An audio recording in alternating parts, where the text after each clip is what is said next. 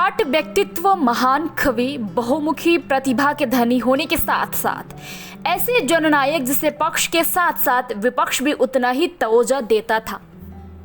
अटल बिहारी वाजपेयी को उनकी 5वीं पुण्यतिथि पर पूरे देश शत शत नमन कर रहा है।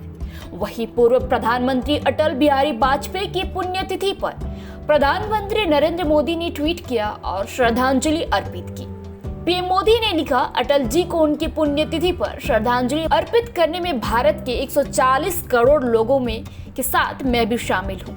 उनके नेतृत्व से भारत को बहुत फायदा हुआ। उन्होंने हमारे देश की प्रगति को बढ़ावा देने और इसे व्यापक रूप से 21वीं सदी में लाने में महत्वपूर्ण भूमिका निभाई। वहीं आज पीएम मोदी सदैव अटल भी जाएंगे, जहां वे भारत के पूर्व पीएम को श्रद्धांजलि देंगे। देश के महान नेता अटल जी की वाक्पटुता और भाषण की अद्भुत शैली अचुंबक की तरह उनका व्यक्तित्व लोगों को सम्मोहित कर देती थी। उनकी जादुई वाणी के आकर्षण में लोग स्वतः ही बंद कर खींचे चले जाते थे।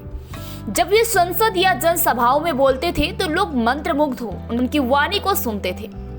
कभी कभी तो यह समझना मुश्किल हो जाता था कि वे कविता में राजनीति कह रहे हैं या राजनीति में कविता। अटल जी के राजनीतिक विरोधी भी उतनी वाक्पटुता और भाषण शैली की प्रशंसा किए बिना नहीं रह सकते थे। अटल जी जब भाषण देते थे तो उनका बॉडी लैंग्वेज भी अद्भुत होता था। वे न सिर्फ अपने शब्दों से विपक्ष पर वार करते थे, बल्कि उनकी भावभंगिमा भी अनोखी होती थी। अटल जी के लिए यह कहा जाता था कि उनकी जीवा पर सरस्वती का वास है।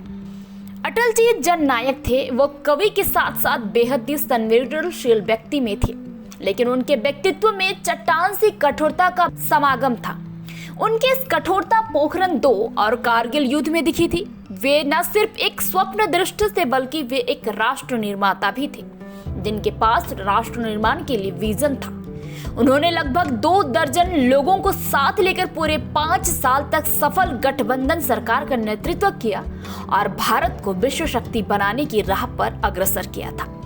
खुद पीएम मोदी भी अटल बिहारी वाजपेयी को अपना ही प्रेरणा मानते हैं।